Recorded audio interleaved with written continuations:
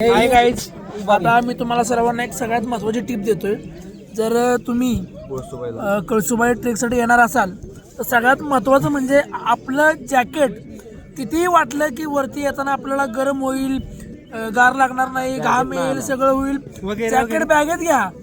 अगदी कमरेला गुंडाळा, नाहीतर मित्राच्या खांद्यावरती द्या, पण जॅकेट घेऊन वरती या.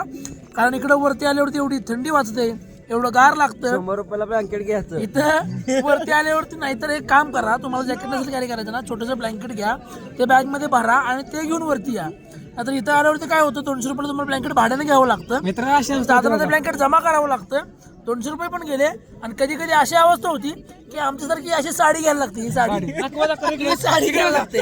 आमचा कार्यकर्ता ही साडी एवढी चांगली आहे की आम्ही यात 5 जण बसलोय आणि ती साडी आम्हाला 100 रुपयाला मिळाली.